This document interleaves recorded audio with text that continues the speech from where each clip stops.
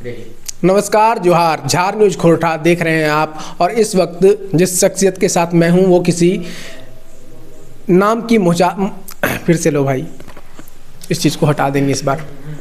नमस्कार, जोहार। झार न्यूज खोरठा देख रहे हैं आप। और इस वक्त जिस मेहमान के साथ मैं हूं उनका नाम है वाणी राजमोहन। हम सभी जानते हैं कि भारतवर्ष में शास्त्रीय नृत्य की परंपरा काफ़ी पहले से चलती आ रही है और इसको संजोने का काम किया है यहाँ के कलाकारों ने, यहाँ के नृत्यांगनाओं ने। तो इसी के साथ मैं जिनसे मुलाकात करवा रहा हूँ वो दिल्ली से चल कर आई हैं झारखंड। तो आइए इस मेहमान से मुलाकात करवाता हूँ और जानता हूँ खासकर भरतनाट्यम के बारे में। तो कैसे कैसे आपकी जर्नी शुरू हुई इसके बारे में आपसे जानना चाहूँगा। सबसे पहले बहुत बहुत नमस्कार आपको। नमस्कार सर, बहुत अच्छा लग रहा है मेरे को यहाँ पर आके। और मेरा जर्नी 5 साल की उम्र से शुरू हुआ है और मैं उस पीढ़ी से हूँ जहाँ से शास्त्रीय नृत्य का उत्पन्न हुआ। तंजावुर घराने से हूँ मैं। और मेरी जो पीढ़ी है वो 5वीं पीढ़ी है जहाँ की बोल सकते हैं मेरी दादी फर्स्ट लेडी फ्लूटिस्ट थी। और उनके पहले जो उनकी मदर थे वो एक सिंगर थे, वोकलिस्ट कर्नाटिक शैली की। और उनके जो मदर थे वो एक नृत्यांगना थी। और मेरे पापा जो नटवनार कहते हैं गुरुजी, तो वो 1960 में दिल्ली के तरफ उन्होंने अपना त्रिवेणी कला संगम में आके उन्होंने ज्वाइन किया।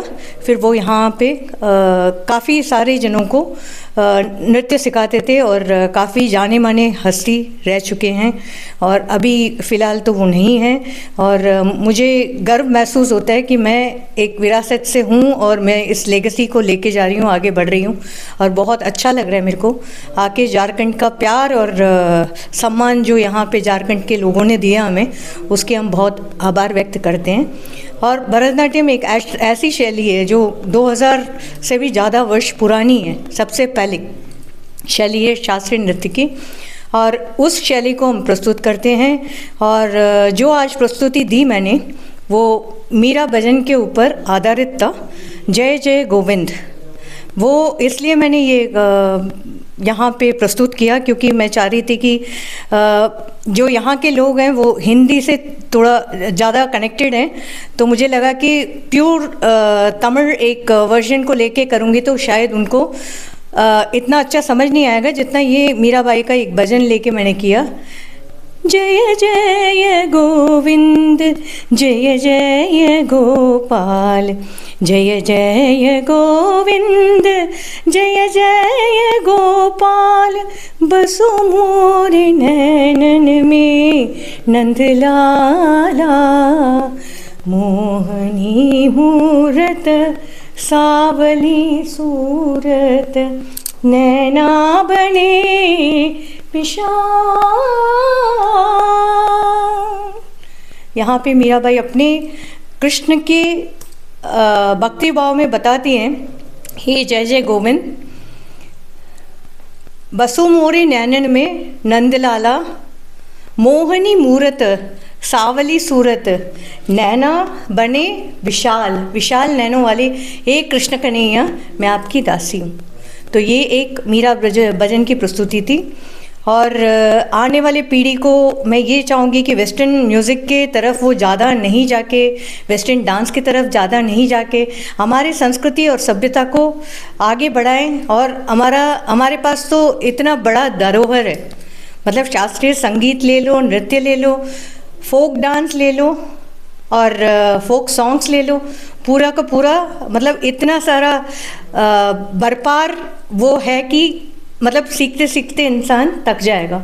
तो मैं आग्रह करूँगी हमारी पीढ़ी को और हमारे जो पीढ़ी के माँ बाप हैं वो उसको नहीं, वेस्टर्न म्यूज़िक और डांस को बढ़ावा नहीं देते हुए हमारे संस्कृति और सभ्यता को इम्पोर्टेंस दें। लेकिन इसमें एक सवाल मैं आपसे जानना चाहूँगा, खासकर भरतनाट्यम की बात होती है और काफ़ी लोग कथक नृत्य की ओर भी रुख करते हैं, तो दोनों नृत्य शैलियों में क्या कुछ अंतर आपको नज़र आता है और किस तरह से अलग है? कथक का नृत्य नॉर्दर्न इंडिया के प्रांगण में आप ज़्यादा देखेंगे। जैसे आप देखेंगे इस तरफ कलकत्ता के साइड हुआ, पंजाब साइड हुआ और दिल्ली के साइड हुए। पूरा नॉर्दर्न इंडिया जो है मुग़ल पीरियड में वो कथक के उसमें उन्होंने बढ़ावा किया। बट जो इनिशियल उसमें भरतनाट्यम और कथक को लेंगे तो हाव भाव सारे कुछ एक डांस का अपना एक अलग फ्लेयर होता है कि मतलब कथक का जो है कथक कैसे निकला, कथा सुनाते हुए निकला। जैसे अभी देखेंगे आपकी कोई कथा बोल रहे हैं वो, बट वेयर डांस भरतनाट्यम को लेंगे हम, उसमें स्टेप्स से लेके मतलब अड़गूस से लेके फिर वो स्वरम्स में लेके फिर उसको एक संचारी भाव, मतलब अगर हमने कोई स्टोरी बोलना है तो उसके रूप में एक वर्णन, जैसे हम बोलेंगे कि एक आइटम जैसे शुरू होता है पुष्पांजलि एलारी पूजतीश्वरम शब्दम वर्णम, शब्दम में आते ही आप देखेंगे कि हमारा जो भाव है वो खुल जाता है, वहाँ पे आके भाव के साथ वो बोलने लगते हैं, एक कथा एक कहानी बोला जाता है। जैसे ऐसे जाएगा कि तथयाते ततता तथयाते ततता तदन तंदन तजुनुदिंदिम तत्तोम गणगिण तदिमिदिमि किट्टता ते ततता तथयाते ततता तेयाते ततता தில்லை அம்பலம் தன்னிலே நடம் செய்திடும் நடராஜரின் எல்லையற்ற காதல் நெஞ்சினை எப்போத்தானரி वारोडी। यहाँ से अभिनय शुरू होता है। यहाँ पे जो नायिका है वो अपना जो प्यार चिदम्बरम यानी कि नटराज के ऊपर, तिल्लई अम्बलम, तिल्लई चिदम्बरम में रहने वाले श्री नटराज तनिले नडम செய்திடும் नटराजर एन எல்லையற்ற, इतना जो प्यार मेरे अंदर उभर रहा है और मैं उनके वश हो रही हूँ, कब वो मेरे को जानेंगे और मेरा प्यार अपनाएंगे, ये है इसका बात। जी वाणी जी, आपसे जानना चाहूँगा कि कितने साल की उम्र से आपने ये सीखना शुरू किया भरतनाट्यम खास करके, और इसके अलावे किन किन स्टेज पे आपने परफॉर्म किया, पहला जो आपका परफॉर्मेंस था वो कहाँ हुआ, उसके बाद का एक्सपीरियंस आपका कैसा रहा, ये सारी बातें जान। हाँ, मैं 5 साल की उम्र से कर रही हूँ, परफॉर्म कर रही हूँ, और मेरे फादर हैं जो जिन्होंने मेरे को मंच प्रवेश कराया 5 साल की उम्र में। उसके बाद लगातार हर प्रोग्राम में हम करते आए। 11 साल के कठिन परीक्षा के बाद अरंगेट्रम एक मंच प्रवेश होता है सबसे बड़ा, मतलब जो भी डांस संपूर्ण बोलते हैं ना, जो सीखता है पूरा, तो वो उनको मंच प्रवेश करा जाता है। उसमें कोई बड़े जाने माने गुरुओं को बुलाया जाता है जो कि वो आके उनके वहाँ पे चीफ गेस्ट बनते हैं और वो देखते हैं कि ये बच्चा आगे निकल पाएगा या नहीं निकल पाएगा, और उसके बाद इनको जो है एक सर्टिफिकेशन कोर्स होता है, अरंगेट्रम का सर्टिफिकेट दिया जाता है। तो वो मात्र मेरे को 17 साल की उम्र में, 11 साल के उपरांत 17 ईयर्स में मैंने वो मंच प्रवेश किया 1988 में। उसके बाद लगातार मैं करती आ रही हूँ परफॉर्मेंस, और वो मंच में किया है। मैं ICCR और मिनिस्ट्री ऑफ कल्चर से एम्पैनल्ड हूँ, और स्कॉलरशिप होल्डर हूँ, फेलोशिप होल्डर हूँ, और क्या बोलते हैं कि ग्रांट होल्डर हूँ। एक क्या बोलते हैं उसको, एक प्ले शूट किया था हमने संस्कृति मंत्रालय के सौजन्य से, वल्ली तिरुमणम के नाम से एक डांस ड्रामा, जिसको मैंने फुल लेंथ ड्रामा था, उसको 3 घंटे का, उसको मैंने प्रोड्यूस किया है। और मैं खजुराहो महोत्सव में, चक्रधार महोत्सव में, और ताज महोत्सव, महाबलीपुरम फेस्टिवल चेन्नई का, और चेन्नई में रेगुलर परफॉर्मर हूँ मैं, जो ड्यूरिंग सीज़न दिसंबर और जनवरी में वहाँ पे ऐसे होता है कि रोज़ ही कुछ ना कुछ चल रहा है, स्ट्रीट गाने लगते हैं, मतलब ऐसा एक माहौल होता है चेन्नई का। जो अब का जो सीज़न है टिल 26 जनवरी तक वो चलता है, नवंबर के एंड में शुरू होते हैं वो 15 नवंबर के आसपास। तो उनमें हर एक सभा के उसमें मैंने किया है, और करीब नाट्यांजलि जो चिदम्बरम में स्थिर है, वहाँ पे करीब मैंने 6 बार अपनी प्रस्तुति दी है। और बाकी मुझे ये है कि हमारी कला बढ़नी चाहिए। और बाकी मतलब मुझे ये भी बोलते हुए गर्वता महसूस होती है, एक्चुअली मैं एक नहीं हूँ हमारे परिवार से, क्योंकि मेरे 3 ब्रदर्स हैं, जिनमें से बड़े वाले ब्रदर जो हैं मृदंग बजाते हैं, और उनके बाद वाले जो भी आपने गायन सुना होगा वो गायन जी इलंगोवन ने गाया है, जो मेरे सेकंड ब्रदर हैं। और तीसरे जो ब्रदर हैं रघुरामन, जिन्होंने बांसुरी वादक किया इसमें। तो बहुत हम सारी इस पीढ़ी से, जो 5वीं पीढ़ी हमारी है, उसको हम लेके चलना चाहते हैं और आगे। और हमारे भी बच्चे जो हैं इसमें आ चुके हैं, सबके अपने अपने बच्चे गायन शैली में और मृदंग वादन में मृदंग बजाते हैं मेरे बच्चे, और बहुत अच्छा लग रहा है मेरे को। क्लासिकल डांस और फोक डांस, ये दोनों में कितना अंतर आप देखते हैं भारत में, खास करके जैसे शास्त्रीय नृत्य कहें या फिर पारंपरिक लोक नृत्य? शास्त्रीय नृत्य को सीखने के लिए आपको बहुत मतलब बहुत सारा पेशेंस चाहिए आपके अंदर, और उसके लिए काफ़ी मतलब आपको क्या बोलते हैं प्रैक्टिसेस और वो चाहिए कि मतलब डेडिकेशन होना चाहिए, डिटर्मिनेशन होना चाहिए, एक अच्छा गुरु होना चाहिए जो आपको मिले और आपको आगे बढ़ाए वो गुरु भी, क्योंकि गुरु बिन तो ज्ञान ही नहीं है।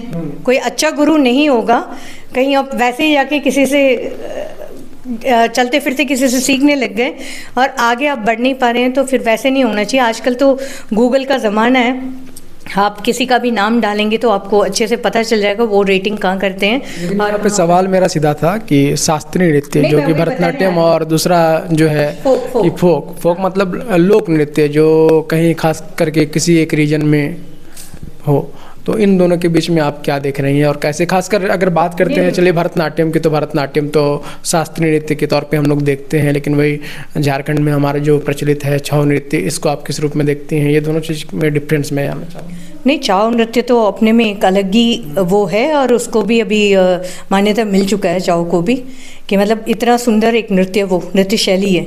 वो भी ऐसे नहीं है कि बहुत जल्दी सीख पाएँ या कुछ, सब में अपना अपना एफर्ट डालेंगे तभी सीख पाएंगे। और सबसे बोलने वाली चीज़ है कि हर उस चीज़ में नृत्य, हर उस चीज़ में गायन है। जहाँ पे आप सोचेंगे किसान अपना धान काटता है तो गाते हुए काटता है, वो फोक संगीत हुआ, ठीक है। जो मतलब नृत्य करते हुए अपना जो बेल वो करती हैं, उसको क्या बोलते हैं कि मतलब अपना दान उठाती हैं या छानती हैं, उसको अपना जो क्या बोलते हैं टायर्डनेस दूर करने के लिए कि वो गाते गाते करती हैं, वो भी तो एक फोक डांसेस का मूवमेंट ही हुआ ना। तो इसलिए फोक से ओपन होके ही आया है शास्त्रीय नृत्य। और इसमें क्या है, एक वो होता है कि मतलब इसको ऐसे ही करा जाएगा, जैसे एक अल्फ़ाबेट हुआ, हमने इंग्लिश में देखा कि ABCD हुआ, फिर उसको सी के हम उसके बाद हम CAT कैट में जाते हैं। तो वैसे ही चीज़ें हैं कि मतलब हम शास्त्रीय नृत्य को देख के जाएंगे तो हमें उसमें एक सिलेबस मिलता है, जिस सिलेबस को हमें फॉलो करना पड़ता है। वेरएज अगर आप लोकगीत ले लेंगे, वो चलते फिरते कुछ भी उठा रहे हैं, आरी ले रहे हैं, वो ले रहे हैं, गाते हुए चल रहे हैं, अपने टोकरी उठाया और अपनी जो टायर्डनेस को मिटाते हुए वो जा रहे हैं, तो वो और भी सुंदर लगता है। और जैसे मैंने कहा कि हमारा देश बहुत बहुत पुण्य भूमि कह सकते हैं, विश्वगुरु बहुत जल्दी बनेगा ये, और इस पर कोई आशंका नहीं है। बस हम अपने संस्कृति और सभ्यता से जुड़े रहें तो बहुत अच्छा है। ज़मीन से हर एक इंसान को जुड़ना चाहिए। वानी जी, आखिरी में एक सवाल रहेगा हमारा कि झारखंड में आकर कैसा लगा और क्या कुछ आपने देखा यहाँ पे? मैं यहाँ पे बोध गया गई थी, और बहुत गया तो बिहार में है। हाँ नहीं, झारखंड में तो हम एक उस पर गए थे, क्या बोलते हैं फॉल, बट नाम भूल गई हूँ मैं। तो बहुत सुंदर है वो फॉल, अच्छा लगा हमें। बट वही है कि चारों तरफ वैली, और जाते जाते कुछ भी नहीं, तो वो रोड से जब हम ट्रैवल कर रहे थे रांची से टुवर्ड्स रामगढ़ आए हम, तो हमें इतना सुंदर लगा, ऐसा एक भी मोमेंट नहीं है जो हमने अपने मोबाइल में कैप्चर नहीं। घर बसाना चाहेंगे? हाँ बिल्कुल, अगर ईश्वर ने चाहा, हम तो चाह ही रहे हैं कि कुछ, क्योंकि इतना प्रदूषण है दिल्ली में, तो दिल्ली से कहीं इतने ऐसे एक जगह में हमें आके बसना पड़ेगा। और हमें क्या यहाँ लगता है कि अपॉर्चुनिटीज है यहाँ? अपॉर्चुनिटी हाँ मिल जाएगा, क्योंकि जैसे यहाँ पे बहुत सारे बच्चे आए हुए हैं, जनरली वो हमारे से सीखने की इच्छुक हैं, तो हो सकता है कि मतलब आगे आने वाले टाइम में मुझे ऐसे कोई ऑफ़र मिलेगा या आप लोगों के साथ जुड़ने का एक मौका मिलेगा, ज़रूर हम कोई भी मौका हम गंवाना नहीं चाहेंगे और वापस आएंगे। जितनी बार बुलाएंगे आप उतनी बार हम वापस आएंगे। चलिए, तो भरतनाट्यम की अंतर्राष्ट्रीय नृत्यांगना वाणी जी से आप मिल रहे थे और उनकी बातों को आप सुन रहे थे। आप कमेंट करके बताएंगे कि कैसे लगी इनकी बातें, और अगर इन्हें अगर मौका मिलता है तो ये बोल रही है कि झारखंड के लिए कुछ करने के लिए ये इच्छुक है। इसी के साथ धन्यवाद, शुक्रिया आपका।